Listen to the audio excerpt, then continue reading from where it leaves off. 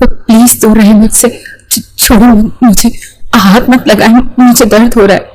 مگر اس کی گرفت مزید سخت ہو چکی تھی۔ تقریباً گھسیٹنے کے انداز میں وہ اسے لے کر جا رہا تھا۔ قدم اس کے بھی لڑکھڑا رہے تھے۔ انابیہ فخر خانزادہ کی گرفت میں کس مسائی تھی۔ بار بار اس کے رونے سے فخر خانزادہ زچ ہوا تھا۔ پلٹ کر خون خوار نظروں سے اسے دیکھنے لگا، پھر ایک جھٹکے سے اسے چھوڑا تھا۔ معصوم سی لڑکی جو پہلے ہی چکرا رہی تھی، ایک دم سے فرش پر اس جھٹکے سے گر پڑی تھی۔ فخر کو سمجھ نہیں آ رہا تھا کہ یہ ڈرامے کر کس لیے رہی۔ غصے سے اس کی طرف دیکھ کر کہنے لگا، اے لڑکی، زیادہ نخرے دکھاؤ گی تو بہت پچھتاؤ گی۔ رونے کی ضرورت نہیں، اب اتنا بھی سختی نہیں برت رہا میں۔ کون سا پہلی بار میرے بستر تک آ رہی ہو؟ پچھلی بار تو خود جو گندی مندی حرکتیں کی تھی تم نے، بھولا نہیں ہوں؟ کیسے مجھے بیڈ پر دھکا دے کر میری تھائیس پر آ کر بیٹھ گئی تھی، اور پھر جس طرح تم نے آئس کریم مجھ پر گرا کر کھائی تھی، وہ لمحے میں بھول نہیں سکتا۔ اور اب یہ رونا دھونا کس لیے؟ کیا آپ مجھ سے بھی زیادہ پیسے والا مل گیا ہے تمہیں جو یہ سب کچھ نخرے دکھا رہی ہو؟ میرے خیال سے پچھلی بار میں نے اتنے بھی زیادہ سختی نہیں کی تھی جو تمہارے ٹسوے ہی بند نہیں ہو رہے۔ تمہاری آج رات کی پوری قیمت بھری ہے میں نے، اسی لیے مجھے روکنے کی کوشش مت کرنا۔ یہ کہہ کر وہ اسے پھر سے پکڑ کر سیدھا اپنے کمرے کی طرف لے جا رہا تھا، جس قدر اس کے اندر آگ کی بھٹی جل رہی تھی۔ اس کی سمجھ بوجھ تو جیسے بالکل ختم ہو چکی تھی۔ کمرے میں ملگجی روشنی تھی۔ آج رات بھی فخر اپنی عیاشی کے لیے ایک لڑکی کو لے کر آیا تھا۔ نشے میں دھت فخر کو بس دھندلی سی وہ لڑکی اپنے سامنے دکھائی دے رہی تھی۔ کمرے میں ویسے ہی سرخ رنگ کی نیم روشنی تھی۔ وہ اسے بیڈ پر دھکا دے چکا تھا۔ وہ بیڈ سے فوراً اٹھنے لگی، لیکن وہ اپنی شرٹ کو ایک طرف رکھتا اس پر جھک چکا تھا، اور وہ مسلسل روئی جا رہی تھی، کہہ رہی تھی کہ پلیز چھوڑ دیں مجھے، ایسا مت کریں، مجھے مت چھوڑیں۔ نہ جانے کتنی قسمیں، کتنے واسطے دے رہی تھی، مگر فخر تو جب اس کی ان باتوں سے شدید غصے میں آ گیا تو اس نے رومال نکالا اور اس کے منہ پر باندھ دیا، تقریباً اس کے منہ میں ٹھونسنے کے انداز میں رکھا تھا تاکہ اس کی چیخیں باہر نہ آ سکیں۔ پھر اس کے کان کی لو کو لبوں سے گرمائش پہنچا کر کہنے لگا، مجھے شور مچانے والی لڑکیاں بالکل بھی پسند نہیں۔ اگر تمہیں لگتا ہے کہ تم شور مچاؤ گی تو میں تمہیں چھوڑ دوں گا تو ایسے بالکل بھی نہیں ہوگا۔ اس طرح وہ ایک جھٹکے سے اس کے وجود سے سارے پردے کو آزاد کر چکا تھا۔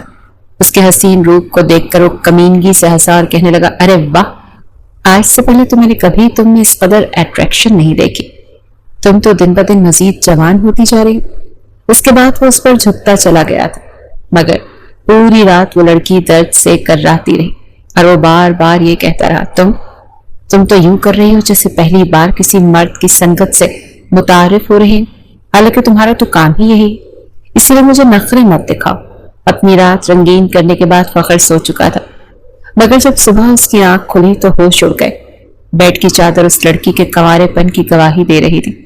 فخر کو تو سمجھ نہیں آ رہا تھا اگر یہ سب کچھ ہوا ہے کیا۔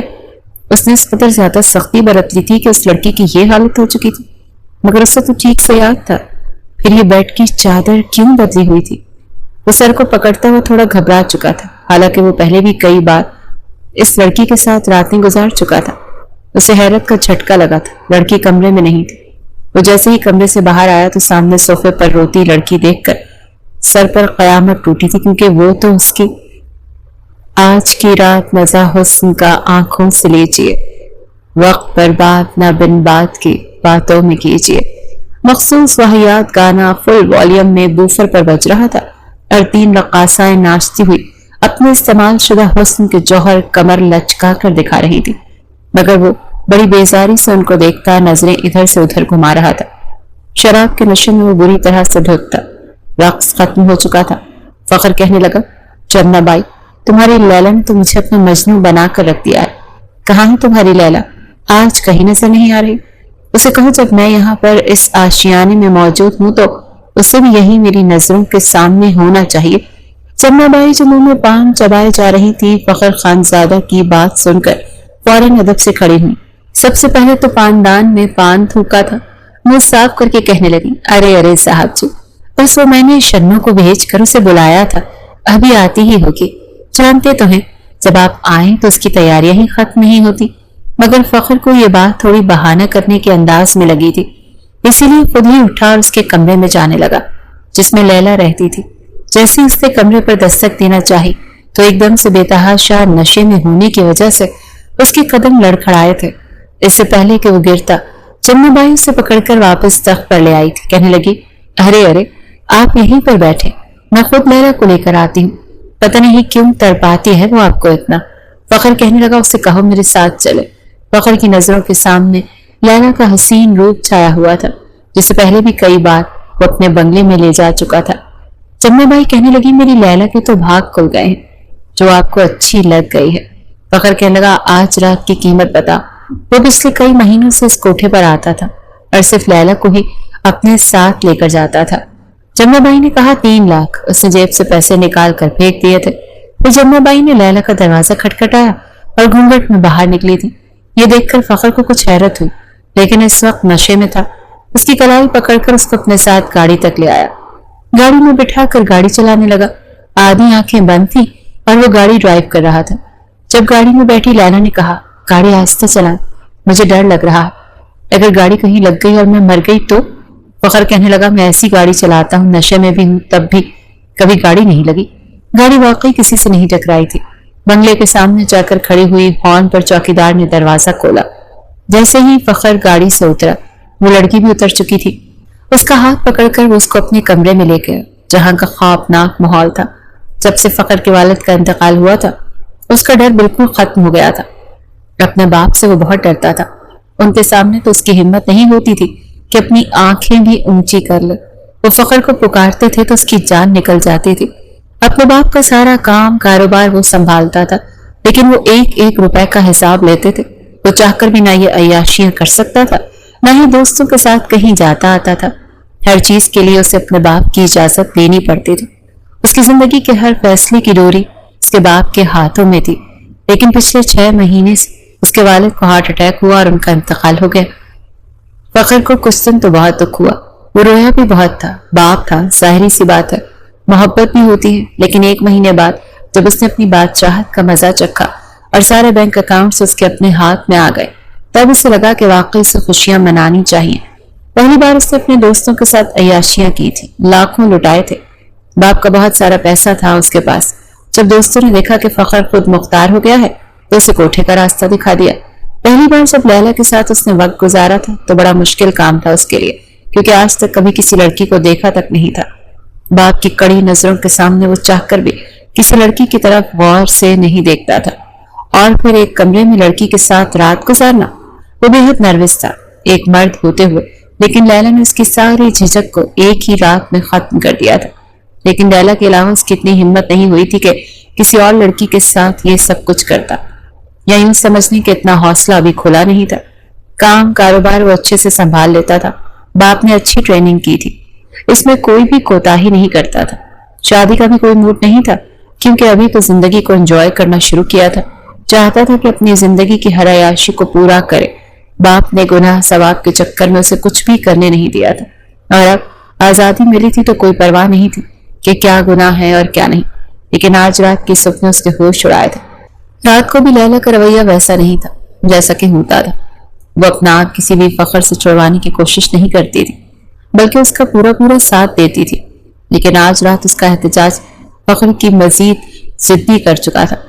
پہلی بار اس نے شدت دکھائی تھی کیونکہ وہ اس کا ساتھ نہیں دے رہی تھی، اسے پیچھے دھکیلنے کی کوشش کر رہی تھی، بار بار کہہ رہی تھی مجھے ہاتھ مت لگائیں، پیچھے ہٹ جائیں، اور اسے غصہ آ رہا تھا۔ پہلی بار تو ایسا نہیں ہو رہا تھا، پھر کیا نخرے دکھا رہی تھی؟ وہ تو سکون حاصل کرنے کے لیے اسے لایا تھا، اس کے نخرے دیکھنے کے لیے نہیں۔ لیکن جب صبح بیڈ پر بچھی چادر دیکھی تو ہوش اڑ گئے تھے۔ اس کا دماغ چکرا کر رہ گیا تھا کہ ایسا نہیں ہو سکتا۔ جلدی سے کمرے سے باہر آیا تو بچے کچھ آسان بھی خطا ہو گئے۔ سامنے لیلا کی جگہ کوئی اور لڑکی تھی، وہ بھی محض 18-19 سال کی۔ گھیرے بالوں میں بار بار اسے دیکھ کر نظریں چرا رہی تھی۔ اس وقت نائٹ سوٹ میں ملبوس تھا۔ اس کے پاس آ کر کہنے لگا کون ہو تم؟ وہ لڑکی کہنے لگی آپ مجھے اپنے ساتھ لے کر آئے تھے۔ فخر کہنے لگا میں تمہیں کب لے کر آیا؟ میں تو لیلا کو لے کر آیا تھا۔ وہ کہنے کی لیلا نے مجھے اپنے کپڑے پہنا کر بھیج دیا تھا، وہ نہیں آنا چاہتی تھی۔ لڑکی بار بار نظر چرا رہی تھی۔ فخر کا تو دماغ ہی چکرا کر رہ گیا۔ بہرحال لڑکی لیلا سے زیادہ حسین تھی۔ کہنے لگا جمنا بائی نے بتایا نہیں کہ کوئی کنواری لڑکی بھی اس کے کوٹھے پر آئی ہے، اور وہ تو ایسی انچھوئی لڑکی کے پیسے بہت زیادہ لیتی ہے۔ انابیہ کہنے کی دیکھیں میں اس قسم کی لڑکی نہیں۔ فخر اسے سر سے لے کر پاؤں تک دیکھ رہا تھا۔ بار بار رات کے لمحات اسے یاد آ رہے تھے۔ بلا شبہ وہ نشے میں تھا، مگر اس کے باوجود جب وہ اس پر شدتیں لٹا رہا تھا وہ لمحات اسے اچھے سے یاد تھے۔ کہنے لگا اچھا ایسی ایسی لڑکی نہیں، پھر کوٹھے پر کیا کر رہی ہو؟ چلو اگر میں تمہیں کوٹھے سے لا بھی رہا تھا، اپنی گاڑی میں بٹھا کر اپنے گھر تک لایا، تو تم نے وہ سارا ڈرامہ کیوں نہیں رچایا جو اکثر لڑکیاں رچاتی ہیں جب انہیں زبردستی کوٹھے پر لایا جاتا ہے، یا پھر کوئی شخص زبردستی انہیں اپنے ساتھ لے کر جاتا ہے تو وہ بالکل راضی ہو کر میرے ساتھ گاڑی میں بیٹھی میرے گھر تک آئیں، اور رات کو بھی کوئی خاص مزاحمت تم نے نہیں دکھائی تھی جیسے کہ لڑکیاں دکھاتی ہیں۔ اب میرے سامنے معصوم بننے کی نوٹنکی مت کرو۔ اس کی بات سن کر انابیہ سہم سی چکی، آنکھوں میں آنسو لیے فخر کو دیکھنے لگی۔ وہ رونے لگی۔ فخر کچھ فاصلہ رکھ کر صوفے پر بیٹھ گیا، کہنے لگی آپ مجھے بچا لیں، میں سچ کہہ رہی ہوں، میں بہت زیادہ ڈر چکی تھی، مجھے تو سمجھ نہیں آ رہی تھی کہ میں کیسے ری ایکٹ کروں، اور آپ نے رات بھر میرے ساتھ جو کچھ کیا، آپ نے میری عزت تار تار کر دی۔ وہ بچوں کی طرح بلک بلک کر روئی جا رہی تھی۔ وہ لڑکی واقعی دیکھنے میں ایسی نہیں لگ رہی تھی۔ اسے وہ روتا دیکھ کر فخر تھوڑا پہلو بدل کر بیٹھا تھا۔ اسے تو کچھ سمجھ نہیں آ رہی تھی کہ اس لڑکی سے ڈیل کیسے کرے۔ وہ کہنے لگا تم یہاں پر کیسے پہنچی؟ وہ کہنے لگی اپنے گھر سے بھاگ گئی تھی۔ فخر نے سامنے رکھے سگریٹ کے باکس سے سگریٹ نکال کر منہ میں رکھا، لائٹر سے چلایا، کہنے لگا اچھا۔ پھر لڑکی کو بڑا غور سے دیکھنے لگا۔ وہ فخر کی نظروں سے نروس ہو رہی تھی۔ کہنے لگا کسی لڑکے کا چکر تھا، کسی لڑکے کی محبت میں بھاگ گئی تھی، اور پھر سارا وہی ڈرامہ کہ وہ لڑکا تمہیں استعمال کر کے یا پھر تمہیں پیسوں کے عوض کوٹھے پر چھوڑ گیا۔ سگریٹ کا ایک کش لینے کے بعد دھواں ہوا میں چھوڑتا ہوا فخر بولا تھا، کہنے کی نہیں، میں کسی سے محبت نہیں کرتی تھی، وہ میرے چچا ہیں، میں ان کے پاس رہتی تھی، میرے والدین کا انتقال ہو گیا تھا، وہ میری شادی ایک بڈھے سے کرنا چاہ رہے تھے، لیکن میں پہلے سے شادی شدہ ہوں۔ یہ سن کر فخر نے پھر سے اسے غور سے دیکھا، کہنے لگا تم پہلے سے شادی شدہ ہو؟ میں نہیں مانتا۔ کہنے لگی میں تو کہہ رہی ہوں نا کہ میں پہلے سے شادی شدہ ہوں، تو آپ کیوں نہیں مان رہے؟ کہنے لگا پھر اپنے شوہر کے پاس کیوں نہیں رہتی؟ کہنے لگی میں نہیں جانتی وہ کہاں ہے، کون ہے، اس کو ملنے تو شہر آئی تھی، لیکن جمنا بائی کی گاڑی سے ٹکرا گئی اور وہ مجھے اپنے کوٹھے پر لے گئی۔ بہت بری عورت ہے، بار بار مجھے کہتی تھی کہ رقص کرنا سیکھ، لیکن میں یہ سب نہیں کر سکتی۔ میں نے اسے بتایا بھی کہ میں اپنے شوہر کو ڈھونڈنے آئی ہوں، لیکن اس نے میری ایک نہیں سنی۔ البتہ لیلا اچھی لڑکی ہے، میں 2 دن سے روئے جا رہی تھی اور لیلا کے کمرے میں ہی تھی۔ جب آپ نے لیلا کا سودا کیا تو لیلا کہنے لگی یہ لڑکا بہت اچھا ہے، تمہاری مدد کرے گا، ایسے کرو میرے کپڑے پہن کر تم چلی جاؤ۔ لیکن آپ نے تو رات کو میری کوئی بات ہی نہیں سنی۔ یہ کہہ کر وہ آنسو بہانے لگی۔ آپ نے تو مجھے برباد کر دیا، خدا کے لیے مجھے واپس وہاں چھوڑ کر نہ آئیے گا۔ وہ لڑکی کافی بے وقوف اور معصوم قسم کی تھی۔ فخر کو سمجھ نہیں آ رہی تھی کہ کیا کرے اور کیا نہ کرے۔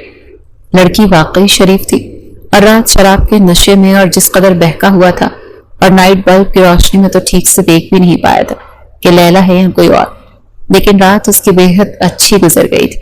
لیلا نہیں زیادہ اچھی، لیکن جانتا تھا کہ جمنا بائی سے پنگا لینا آسان نہیں۔ وہ لڑکی ہاتھ جوڑے روئی جا رہی تھی کہ مجھے واپس وہاں چھوڑ کر نہ آئے، میں آپ کے گھر میں ملازمت کر لوں گی، کام کر لوں گی، لیکن مجھے وہاں نہیں جانا۔ وہ لڑکی ہاتھ جوڑے روئی جا رہی تھی کہ مجھے واپس وہاں چھوڑ کر نہ آئے، میں آپ کے گھر میں ملازمت کر لوں گی، کام کر لوں گی، لیکن مجھے وہاں نہیں جانا۔ پتہ نہیں کیوں فخر کو اس پر ترس آ گیا تھا۔ اسی وقت اس کے موبائل پر جمنا کی کال آنے لگی۔ کہنے لگی وہ غلطی سے دوسری لڑکی آپ کے پاس چلی گئی تھی، آپ اسے چھوڑ جائیں۔ یوں تو اس کے میں نے 6 لاکھ رکھنے تھے کیونکہ وہ بالکل کنواری تھی، لیکن بہرحال آپ سے سودا طے ہو چکا تھا، اس لیے میں آپ سے زیادہ نہیں مانگتی۔ جیسے اسے اس بات کا بڑا افسوس ہوا تھا۔ فخر کہنے لگا دیکھو مجھے یہ لڑکی پسند آ گئی ہے، تم اس کی قیمت بتاؤ، میں اسے خریدنا چاہتا ہوں۔ جمنا کہنے کی لیکن میں اس لڑکی کو بیچنا نہیں چاہتی، ارے ابھی تو یہ بھرپور جوان ہے، میں کئی سال اسے کیش کر سکتی ہوں، آپ میری لڑکی واپس چھوڑ کر جائیں۔ فخر کہنے لگا دیکھو وہ لڑکی مجھے بتا چکی ہے کہ وہ تمہاری گاڑی سے ٹکرائی تھی، اگر میں چاہوں تو پولیس کو ساری بات بتا سکتا ہوں۔ لڑکی ویسے بھی تمہارے پاس رہنا نہیں چاہتی، اس لیے تم پر اچھا خاصا کیس ہو سکتا ہے۔ فخر جمنا بائی کو اچھے طریقے سے ڈرا چکا تھا۔ وہ کہنے لگی نہیں، مجھ پر کوئی کیس مت کرنا، ایسے کرو اس لڑکی کو رکھ لو، ویسے بھی یہ میرے کسی کام کی نہیں، جب سے آئی ہے ناک میں دم کر رکھا ہے، رو رو کر میرا کوٹھا سر پر اٹھا رکھا ہے۔ فخر نے فون بند کر دیا۔ کہنے لگا کیا کیا کام آتا ہے تمہیں؟ انابیہ کہنے لگی سب کچھ آتا ہے، برتن دھو دیتی ہوں، کھانا بنا لیتی ہوں، جھاڑو پوچھا بھی کر دوں گی۔ وہ کہنے لگا دیکھو جھاڑو پوچھے کے لیے ملازمہ آتی ہے، البتہ کھانا اچھا نہیں پکاتی، کھانا تم بنا دیا کرنا، برتن بھی دھو دیا کرنا۔ وہ کہنے لگی ٹھیک ہے صاحب، جو آپ کہیں گے میں کر دوں گی، لیکن آپ میرے شوہر کو ڈھونڈ دیں گے؟ فخر کہنے لگا ہاں بتاؤ، کوئی نام پتہ ہے تمہارے پاس؟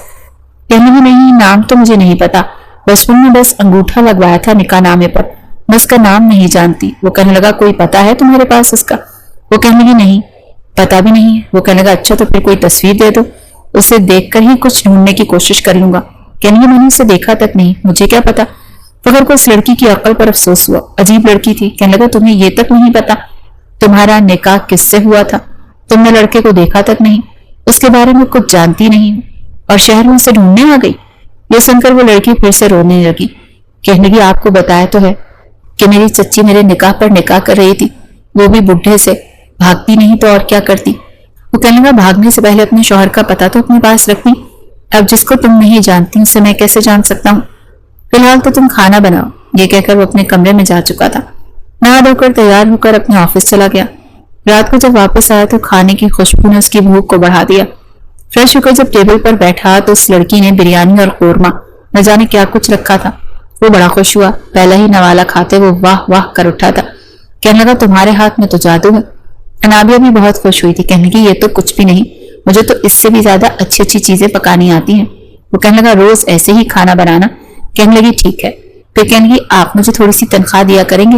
वो सुनकर फखर का चम्मच हाथ में रुका था। कहने लगा तुमने पैसे का क्या करना है? कहने लगी जमा करूंगी अपने पास, अब सारी जिंदगी मुझे आपके साथ थोड़ी रहना है, आपको मेरे शौहर थोड़ी है। जाहिर सी बात है मुझे अपने बारे में भी तो सोचना है, मैंने सुना है शहर में काम करने के बहुत पैसे मिलते हैं। वो कहने लगा तुम कहाँ से आई हो? कहने लगी गाँव से। फखर कहने लगा क्या नाम है तुम्हारे गाँव का?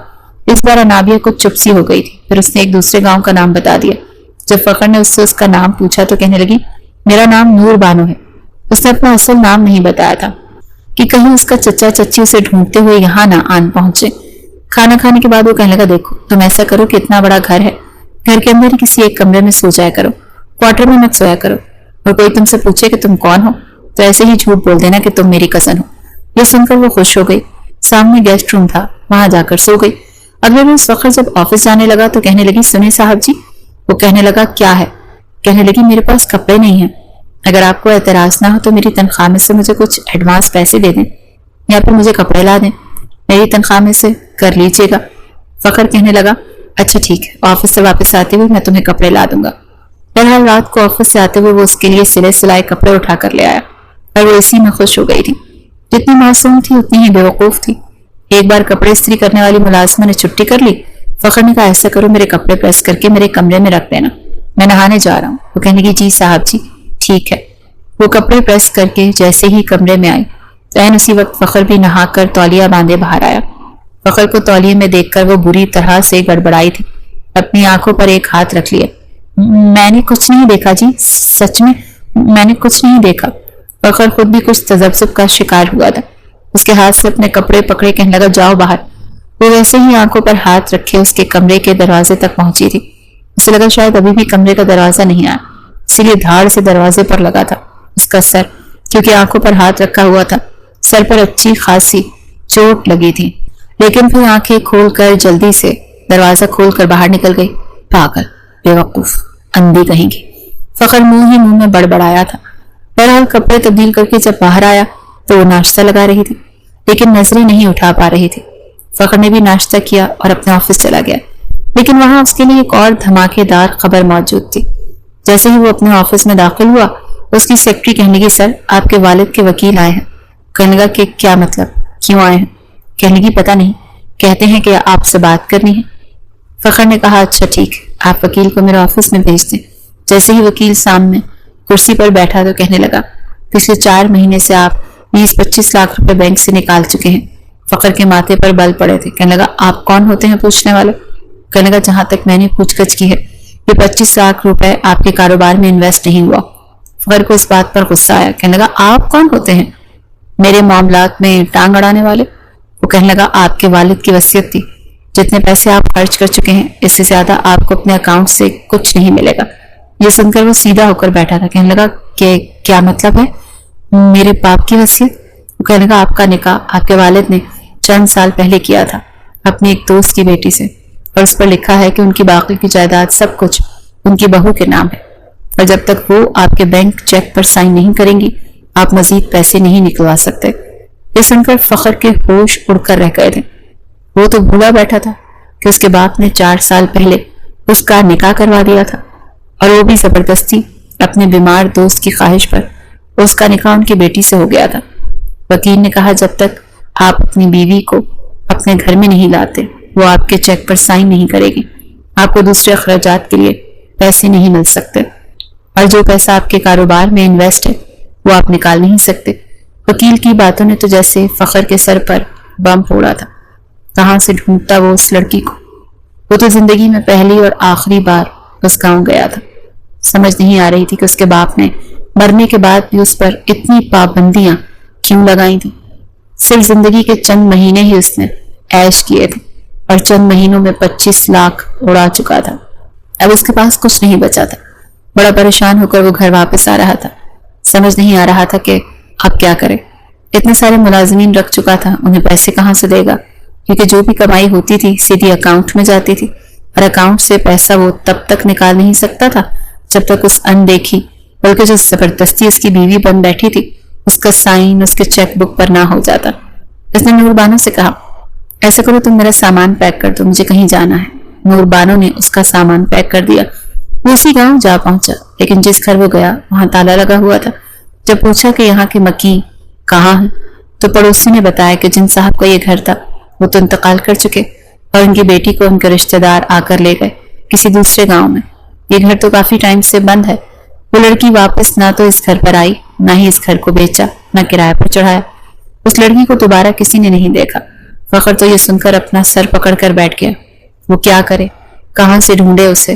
واپس آ کر جب اس نے وکیل کو بتایا تو کہنے لگا دیکھیں کچھ بھی کریں، آپ جہاں سے بھی ڈھونڈیں، جیسے بھی ڈھونڈیں، اس لڑکی کو ڈھونڈیں، ورنہ آپ پر فاقوں کی نوبت آ سکتی ہے۔ ایک گہری سانس خارج کر کے فخر نے وکیل کو دیکھا۔ وہ جن معنی خیز نظروں سے اس وکیل کو دیکھ رہا تھا، وکیل بھی گھور کر فخر کو ہی دیکھ رہا تھا۔ پھر خود ہی بات کا آغاز کرتے ہوئے کہنے لگا کہ فخر صاحب ایسے کیا گھور کر دیکھ رہے ہیں؟ آخر چل کیا رہا ہے آپ کے اس شیطانی دماغ میں؟ فخر اپنی کن پٹی کھجانے کے بعد ایک گہری سانس خارج کر کے کہنے لگا دیکھیے وکیل صاحب، میرے والد صاحب آج سے 7 مہینے پہلے وفات پا چکے ہیں۔ یہ جائیداد صرف اور صرف میری ہے کیونکہ میں ان کا اکلوتا بیٹا ہوں۔ اور واضح الفاظ میں آپ کو بتا چکا ہوں کہ میں اس لڑکی کو ڈھونڈنے گیا تھا، مگر وہ مجھے نہیں ملی۔ اب اتنی بڑی دنیا میں اسے کہاں سے ڈھونڈوں گا؟ آپ میری بات سنیں، ہم ایک ڈیل کرتے ہیں۔ وکیل بھی بڑی فرصت سے اپنی ٹھوڑی کے نیچے ہاتھ رکھ کر اس کی بات سن رہا تھا۔ ہمیں اچکا کر گویا کہنے لگا کہ بولو کیا ڈیل کرنی ہے؟ فخر کہنے لگا میں آپ کو 50 لاکھ روپے دوں گا، آپ میرے والد کی وصیت کا یہ پیپر میرے حوالے کر دیں اور بھول جائیں کہ میرے والد نے کوئی وصیت بھی کی تھی۔ 50 لاکھ کی رقم کوئی کم نہیں ہوتی۔ اس کے علاوہ اگر آپ کہیں گے تو میں آپ کے بچوں کا خرچ تک اٹھانے کو تیار ہوں۔ آپ کے بڑے بیٹے کو میں اپنی کمپنی میں اچھی جاب پر پوسٹ کروا سکتا ہوں۔ وہ کسی بھی طرح وکیل کو اپنی باتوں میں لینا چاہتا تھا، مگر وکیل نے تو ہاتھ کھڑے کر دیے تھے۔ واضح الفاظ میں کہہ چکا تھا کہ میں نے آپ کے والد صاحب کا نمک کھایا ہے، میں نمک حرامی نہیں کر سکتا، اور اگر دوبارہ آپ نے میرے ساتھ ایسی بات کی تو میں آپ کے والد کی وصیت کے مطابق اس پوری جائیداد کو ضبط کروا کے ٹرسٹ میں دلوا دوں گا۔ فخر تو سر پکڑ کر بیٹھ چکا تھا۔ کہاں سے لاتا اس لڑکی کو جس سے اس نے نکاح کرتے ہوئے بھی نہیں دیکھا تھا۔ فخر گھر آیا تو ایک بار پھر کھانے کی اشتہا انگیز خوشبو نے اسے خوش آمدید کہا، مگر آج جب اس نے ڈائننگ ٹیبل پر بریانی، میکرونی، سیخ کباب، ساتھ میں رائتا، سلاد اور وائٹ قورمہ دیکھا تو اس کا بی پی ہائی ہو چکا تھا۔ تبھی کسٹرڈ کا باؤل اٹھا کر انابیہ باہر آئی۔ کہنے لگی صاحب جی آپ آ گئے، میں نے آپ کے لیے کھانا تیار کر دیا، آپ جلدی سے فریش ہو کر آ جاؤ پھر کھانا کھا لیں۔ وہ مسکرا کر بولی تھی، جبکہ فخر چلا اٹھا، کہنے لگا فور گاڈ سیک یہ سب کچھ کیا ہے؟ تم نے اتنی زیادہ ڈشز بنا لی، جانتی بھی ہو ان کی قیمت کیا ہے؟ پاگل ہو گئی ہو کیا؟ مجھ سے پوچھ تو لیتی کیا بنانا ہے کیا نہیں بنانا۔ انابیہ بھی گھبرا چکی تھی، کہنے لگی کہ کیا ہو گیا؟ آپ نے خود ہی تو کہا تھا کہ آپ کو کھانے میں 4 سے 5 ڈشز لازمی چاہیے۔ آپ نے مجھے بتایا نہیں تھا، آپ کا کچھ اور کھانے کو من کر رہا تھا، مگر اس پر دھاڑا۔ اس نے صرف چپاتی اور وائٹ قورمہ رکھوایا، باقی سب نے لگا جا کر فریج میں رکھو، یہ سب میں کل کھاؤں گا۔ انابیہ تو جتنی بھی حیران ہوتی اتنا کم تھا۔ آخر ہو کیا گیا تھا؟ کہیں کمپنی میں کوئی لاس ہو گیا تھا؟ فریش ہو کر فخر آیا تو اس سے پوچھنے لگی کہ صاحب جی سب خیریت تو ہے؟ کہیں آپ کی فیکٹری میں کوئی آگ واگ تو نہیں لگ گئی؟ فخر نے اسے کھا جانے والی نظروں سے دیکھا۔ وہ کہنے لگی کہ نہیں وہ میں بس اس لیے کہہ رہی تھی کہ ٹی وی ڈراموں میں ایسے ہی ہوتا ہے نا، جب امیر لوگ ایک دم سے ہوا میں باتیں کرتے ہیں، منہ کے بل زمین پر گرتے ہیں، تو ایسے ہی سب سے پہلے کھانے پینے پر ہی پابندی لگانا شروع کرتے ہیں۔ کہیں آپ مجھے نوکری سے تو نہیں نکال دیں گے؟ نہیں صاحب جی، یہ ظلم مجھ پر مت کرنا، ابھی بھری دنیا میں آپ کے علاوہ میرا کوئی سہارا نہیں ہے، بے شک تنخواہ نہیں دینا۔ وہ تو جو منہ میں آیا بولتی چلی جا رہی تھی۔ فخر جو پہلے ہی کافی ڈسٹرب تھا، دونوں ہاتھ اس کے آگے باندھ کر کہنے لگا، چپ کر جاؤ میری ماں، کتنا بولو گی؟ ایک تو ویسے ہی میں پریشان ہوں، اوپر سے تمہاری یہ بک بک، چپ کر جاؤ۔ وہ بچوں کی طرح اپنے ہونٹوں پر انگلی رکھے کہنے لگی، ٹھیک ہے چپ ہوں، نہیں بول رہی اب میں۔ اس علم دیکھ کر فخر بھی صوفے پر بیٹھ چکا تھا۔ کہنے لگا، دوبارہ مجھے یہاں پر دکھائی مت دینا، اپنے کمرے میں چلی جاؤ، بلا وجہ دماغ خراب کرنے کے لیے آ جاتی ہوں۔ وہ اپنے لبوں پر انگلی رکھے فوراً بھاگتی ہوئی اپنے کمرے کی طرف جا رہی تھی، جبکہ کچھ یاد آنے پر رک گئی۔ فخر اس سے روکا دیکھ کر کہنے لگا کہ آپ کیوں رک گئی؟ کہنے لگی، میں نے کچھ نہیں کھایا، اگر آپ کہیں تو میں یہ سیخ کباب کی پلیٹ اور رائتا لے جاؤں؟ فخر اس سے پہلے کہ جواب دیتا، اس سے پہلے وہ پلیٹ اٹھا کر کمرے میں پہنچ چکی تھی اور دروازہ دھڑام سے بند کر گئی تھی۔ کہیں نہ کہیں تو اسے اپنی خواہش پوری کرنی تھی۔ دھیرے دھیرے اس نے سارے ملازمین کو نکال دیے، جو پیسے گھر پڑے تھے انہیں تنخواہیں دی۔ گھر کے بجلی جس کا بل لاکھوں میں آتا تھا، اسے صرف اپنا کمرہ، لاؤنج، کچن اور انابیہ کے کمرے کے علاوہ باقی تمام تر روشنیاں بند کروا دی۔ کچھ سوچتے اس نے اپنے گھر کے اوپر والا پورشن کرائے پر دینے کا سوچا۔ گھر اچھا تھا، لوکیشن اچھی تھی، اسی لیے جیسے اس نے اشتہار لگوایا، اگلے ہی روز 5 فیملیز ایک ساتھ گھر دیکھنے آ چکی تھی، جن میں سے ایک فیملی شریف تھی اور اچھا کرایہ دینے کو تیار تھی۔ اسی لیے فخر اسے اوپر کا پورشن دکھا چکا تھا، نیچے پورشن میں صرف فخر اور انابیہ ہی رہ رہے تھے۔ فخر اب کافی چپ چپ رہنے لگا تھا۔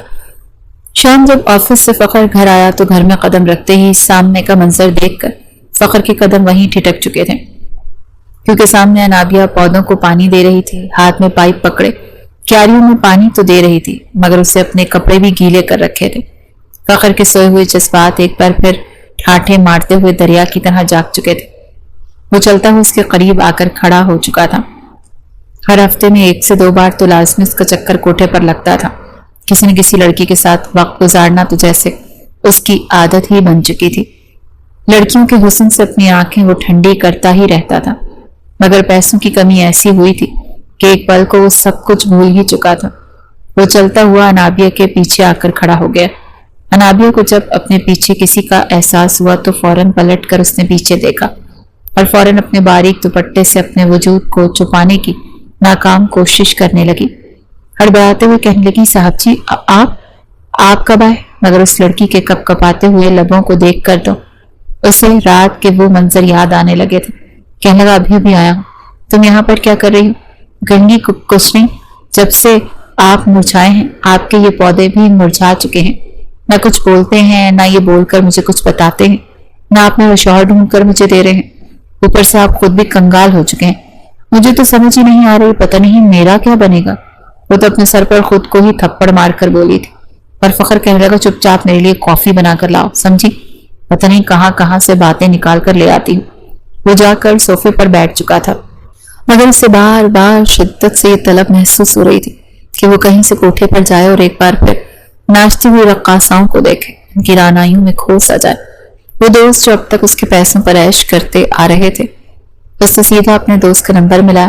جیسے اس نے اپنی صورتحال کے بارے میں بتایا اور یہ کہا کہ آج کوٹھے پر چلتے ہیں، مگر آج کی محفل تم لوگوں کی طرف سے ہوگی، تو سبھی بہانہ بنا چکے تھے کیونکہ کوئی بھی اس کی طرح لاکھوں روپے کوٹھے پر خرچ نہیں کر سکتا تھا۔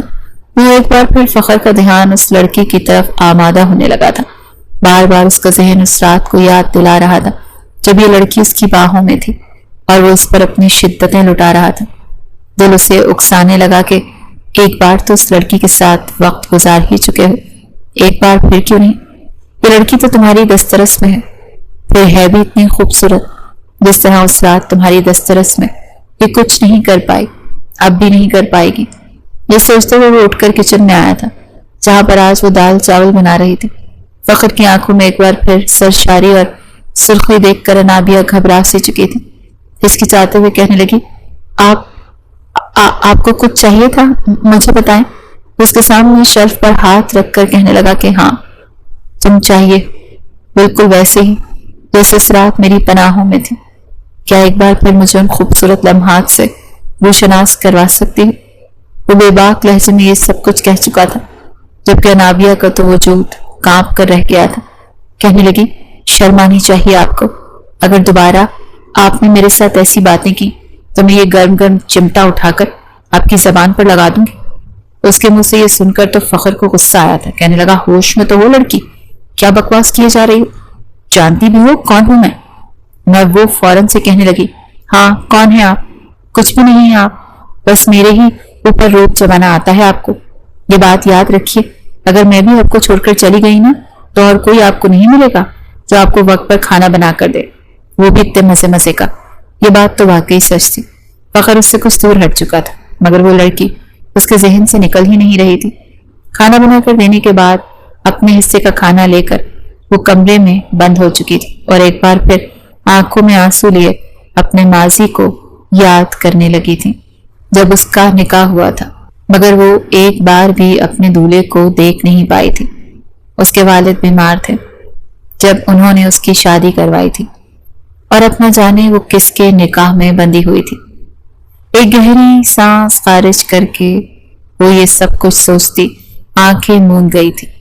وہیں دوسری جانب فخر کمرے میں جا کر لیٹ تو چکا تھا، سگریٹ پر سگریٹ پیے جا رہا تھا، مگر بار بار اس کا حسین سراپا اس کے ذہن میں گونج رہا تھا۔ جذبات کے ہاتھوں وہ اس قدر مجبور ہوا کہ اٹھا اور رات کے 1 بجے وہ انابیہ کے کمرے میں آیا۔ دروازہ کھول کر اس نے اندر قدم رکھا۔ کمرے میں ہلکی ہلکی روشنی تھی۔ وہ بستر پر آ کر لیٹا اور اپنا ہاتھ اس کی کمر پر رکھ دیا۔ باہر زوروں کی بجلی کڑک رہی تھی۔ گہری نیند میں انابیہ سو رہی تھی۔ اسے لگا شاید یہ سب کچھ خواب ہے۔ وہ فخر کے سینے میں خود کو چھپاتی چلی گئی۔ فخر تو اس کا لمس پا کر سرشار ہو چکا تھا، اور یوں وہ مزید فخر کے قریب سمٹتی چلی گئی۔ فخر بھی شاید اسی موقع کی تلاش میں تھا۔ فوراً اس کے ہاتھ گستاخیاں کرنے لگے، اور وہ اس لڑکی کو اپنے قریب پا کر سب کچھ بھول چکا تھا جو کچھ وہ انابیہ کے ساتھ کر رہا تھا۔ انابیہ کو لگا کہ شاید وہ چیز سب کچھ خواب میں دیکھ رہی ہے، انتہائی بھیانک خواب۔ دھیرے دھیرے فخر اسے ہر پردے سے آزاد کرتا جا رہا تھا۔ وہ مکمل طور پر بے لباس اس کے سامنے تھی۔ فخر تو اس کا حسن دیکھ کر ایک بار پھر مچل چکا تھا۔ نیم روشنی میں اس کا دودھ جیسا سفید وجود۔ فخر جھکتا ہوا اس کی گردن تک آیا اور پھر اپنے لب اس کی گردن پر رکھ دیے۔ دھیرے دھیرے اس کی انگلیوں میں اپنی انگلیاں پیوست کر کے وہ مکمل طور پر اس پر حاوی ہو گیا تھا، اور پھر اس کی دھڑکنوں پر اپنی شدتیں لٹانے لگا۔ جب تک وہ نرمی برت رہا تھا، انابیہ کو یہ سب کچھ خواب ہی لگ رہا تھا۔ دھیرے دھیرے وہ سسک رہی تھی، اور اس کے سسکنے کی آواز پورے کمرے میں گونج رہی تھی، جو فخر کو مزید ہی پاگل کر رہی تھی۔ اس کی سسکیاں سن کر فخر کے جذبات مزید بھڑک اٹھے تھے، اور وہ اپنی شدتوں میں مزید اضافہ کرنے لگا۔ مگر جب فخر کی شدتوں میں تیزی آئی تو درد کی ایک لہر انابیہ کے پورے وجود میں سرایت کرنے لگی تھی۔ درد سے وہ ہلکے سے کرا کر اپنی آنکھیں کھول چکی تھی۔ جیسے اس نے آنکھیں کھولی تو اس کے پورے وجود کو جھٹکا لگا تھا۔ پورا وجود اسے شل ہوتا ہوا محسوس ہو رہا تھا۔ کتنی ہی دیر تو پلکیں جھپکا کر اس نے دوبارہ کھولی، جیسے اس بات کی تصحیح کر رہی ہو کہ حقیقت میں یہ منظر ہے یا پھر جھوٹ تو نہیں۔ سچ مچ وہ اس وقت اس شخص کی قربت میں نڈھال ہو رہی تھی۔ چلاتے ہوئے اس نے پوری قوت سے فخر کو خود سے جدا کیا تھا۔ جیسے ہی بستر سے اٹھی تو اسے اپنے وجود سے جان نکلتی ہوئی محسوس ہو رہی تھی۔ منہ کے بل وہ فرش پر گری اور رونے لگی۔ کہنے لگی کہ شرم نہیں آتی آپ کو؟ یہ آپ میرے ساتھ کیا کر رہے ہیں؟ آپ کو شرم نہیں آئی؟ میں آپ پر اعتبار کرتی تھی، آپ میری عزت کے ساتھ یوں کھلواڑ کیسے کر سکتے ہیں؟ تب تک فخر کو بھی ہوش آ چکا تھا۔ وہ بچوں کی طرح روئی جا رہی تھی، چلائی جا رہی تھی۔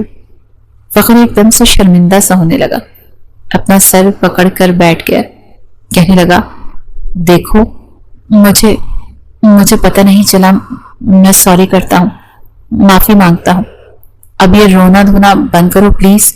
اوپر والے پورشن میں آواز کہی تو پتہ نہیں وہ لوگ کیا سمجھیں گے، مگر وہ روتے ہوئے کہنے لگی کہ مجھے آپ کے ساتھ یہاں نہیں رہنا، پتہ نہیں میں آپ جیسے شخص پر کیوں اعتبار کر کے یہاں رہ رہی تھی، میں جا رہی ہوں یہاں سے۔ وہ اپنے دوپٹے کو اپنے گرد لپیٹ کر گھر سے بھاگنے لگی تھی جب فخر اسے اپنی باہوں میں پکڑ چکا۔ وہ بچوں کی طرح اپنے ہاتھ پاؤں مار کر خود کو چھڑوا رہی تھی اور وہ اس کے پیٹ پر ہاتھ رکھ کر اسے اٹھا کر واپس گھر میں لایا تھا۔ کہنے لگا چپ، بالکل چپ، خبردار جو تم نے ایک بھی لفظ اپنے منہ سے نکالا تو ایک دفعہ جب میرے ساتھ وقت گزار چکی ہو تو دوسری بار بھی گزارنے میں کیا ہو جائے گا؟ وہ روتے ہوئے کہنے کی میں آپ کو بتا چکی، میں کسی اور کے نکاح میں ہوں، آپ کی نظر میں لڑکی کی کوئی عزت ہی نہیں، آپ جیسے مردوں کو بس لڑکی ایک ہی کام کے لیے پسند ہوتی ہے کہ وہ آپ کے بستر پر آئے اور آپ کی خواہشات پوری کرے۔ وہ روئی جا رہی تھی اور اس وقت فخر جی بھر کر شرمندہ ہوا تھا۔ غصے سے اس نے دیوار میں مکے مارے تھے کہ آخر وہ خود پر قابو کیوں نہیں رکھ پایا۔ پھر کہنے لگا دیکھو آج تک میں نے کسی سے بھی معافی نہیں مانگی، مگر شاید میری غلطی ہے، مجھے خود پر قابو پانا چاہیے تھا، سوری، میں فخر تجھ سے معافی مانگتا ہوں، مجھے معاف کر دو، میں پوری کوشش کروں گا دوبارہ تمہارے قریب نہ آؤں۔ مگر وہ روتے ہوئے کہنے لگی نہیں، میں اسے معاف نہیں کروں گی۔ کہنے لگا اچھا پھر کیسے معاف کرو گی؟ وہ بچوں کی طرح سسکیاں لے لے کر رو رہی تھی۔ پھر کہنے لگی آپ پہلے سامنے 50 دفعہ اٹھک بیٹھک کریں۔ فخر اس کی بچگانہ حرکت پر اس کی طرف دیکھ رہا تھا، مگر اس وقت اس کے لیے یہ بھی کسی نعمت سے کم نہیں تھا۔ وہ اس کے سامنے اٹھک بیٹھک کر رہا تھا، آخر میں اس کی ٹانگوں میں جان نہ رہی تو وہیں فرش پر گود بنا کر بیٹھ گیا۔ کہنے لگا لو کر لی، اب راضی ہو؟ مگر انابیہ سوں سوں کرتی ہنسی اپنی آنکھوں آئے آنسوؤں کو صاف کر کے کہنے لگی نہیں بالکل ابھی نہیں، آپ بہت برے ہیں، میں تو آپ کو اچھا سمجھ رہی تھی، مگر آپ نے دوبارہ میری عزت کی دھجیاں اڑائی بالکل حیوانوں کی طرح۔ اب آپ کان پکڑ کر مرغا بن کر دکھائیں، تبھی میں آپ کو معاف کروں گی۔ یہ سن کر تو فخر کا پارا ہائی ہو چکا تھا۔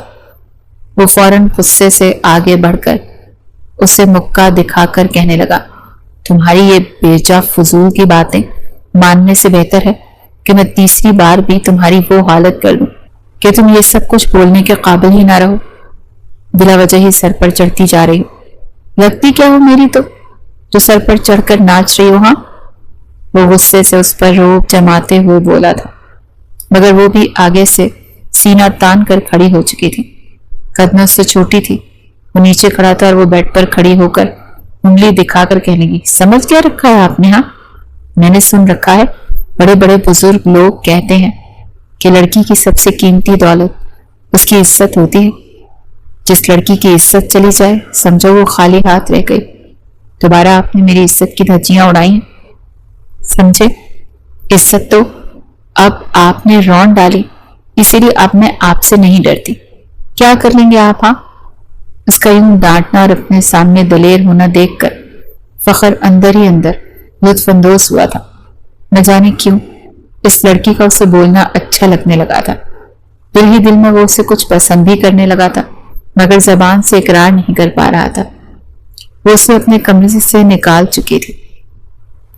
اگلی صبح وہ ناشتہ بنانے کے لیے بھی نہیں اٹھی، فخر نے خود ہی ناشتہ تیار کیا تھا، نہ صرف اپنا بلکہ اس کے لیے بھی جلی ہوئی بریڈ اور جیم لے کر آیا تھا۔ کہنے لگی کہ دیکھو مجھ سے تو ایسے ہی بنا ہے، مگر وہ یوں ہی منہ پھلائے بیٹھی تھی۔ کہنے لگی کہ اب میں آپ سے تبھی بات کروں گی جب آپ میرا شوہر مجھے ڈھونڈ کر لا دیں گے۔ یہ بات فخر کو آج بری سی لگ رہی تھی۔ کہنے لگا اچھا بھائی، ڈھونڈ کر لا دوں گا، لیکن اگر اس نے تمہیں قبول کرنے سے انکار کر دیا تو جو کچھ وہ کر چکا تھا وہ خود ہی اس لڑکی کی جان نکال رہا تھا۔ ایک بار پھر انابیہ پھوٹ پھوٹ کر رونے لگی کہ اگر اس نے مجھے اپنانے سے انکار کر دیا تو میں اپنے گاؤں کے چوراہے پر کھڑی ہو کر خود کو پھانسی پر لٹکا دوں گی اور اپنے خون سے دیواروں پر لکھ کر جاؤں گی کہ میرے اس ناحق خون کا ذمہ دار یہ فخر ہے۔ اس کی یہ ڈائلاگ سن کر فخر بس سر جھکا کر رہ چکا تھا۔ اگلے 3 روز تک انابیہ کچن میں داخل تک نہیں ہوئی۔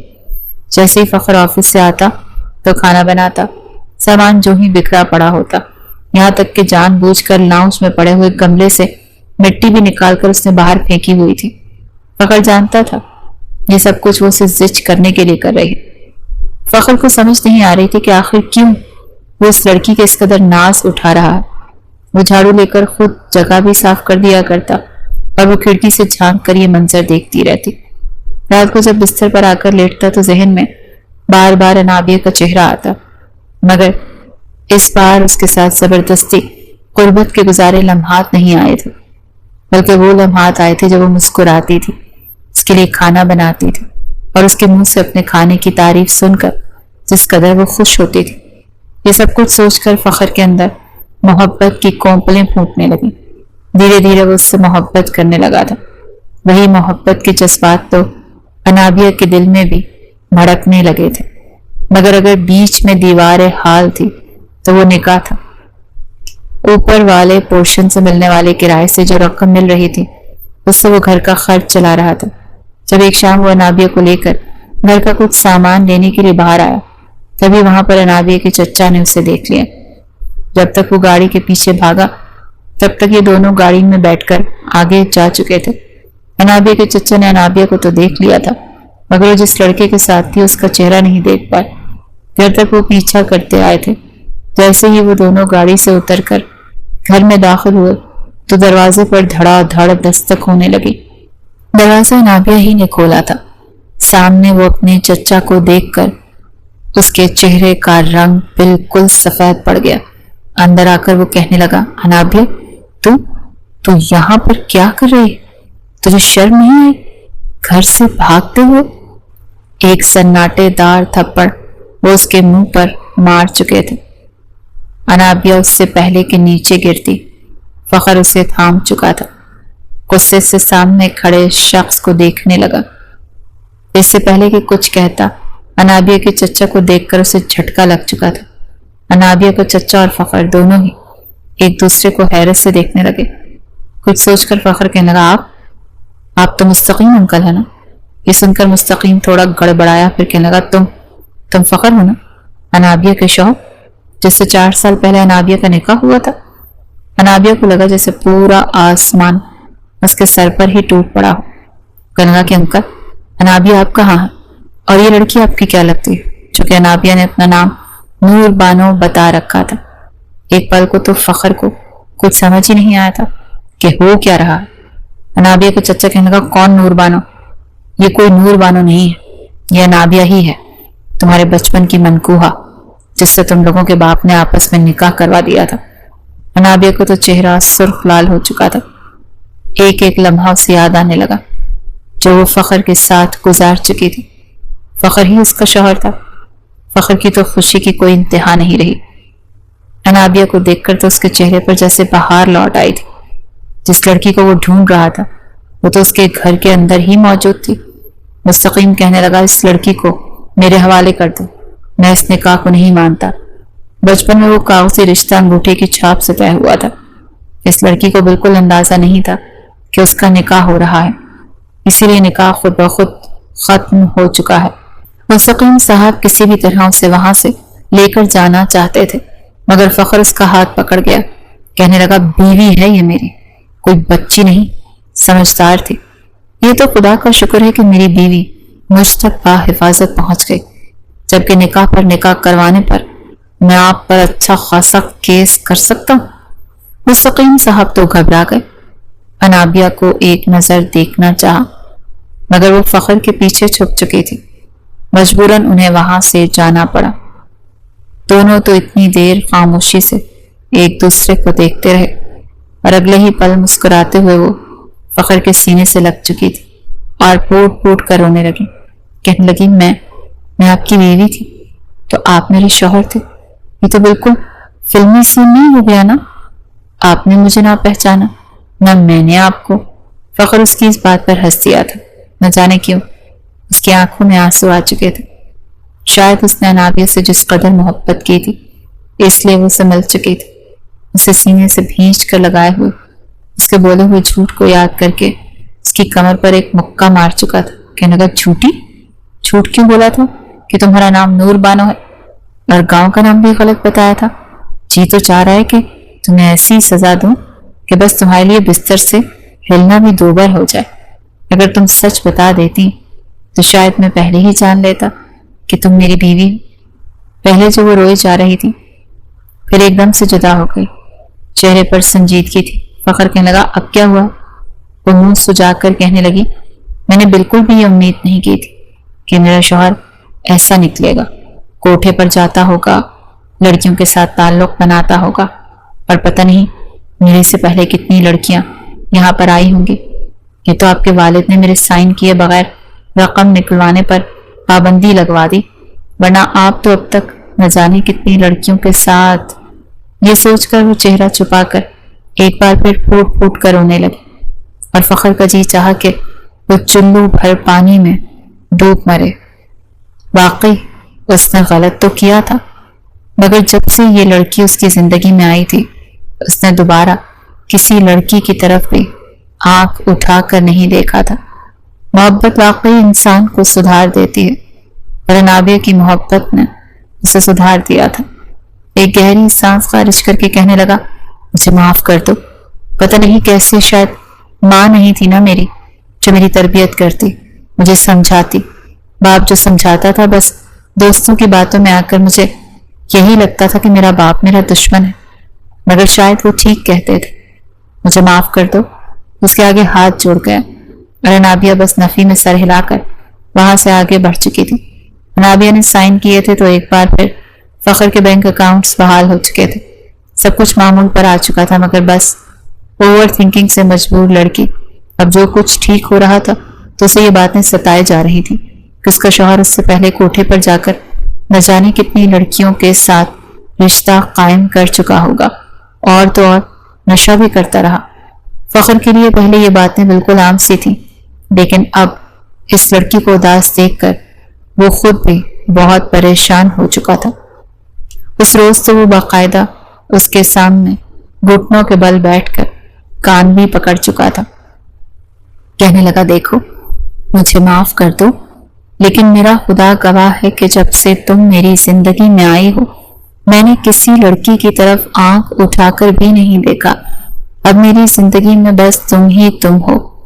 رہی بات ماضی کی تو میں تم سے بھی معافی مانگتا ہوں، مجھے معاف کر دو، اور اپنے اللہ سے بھی معافی مانگوں گا کہ مجھے معاف کر دیں۔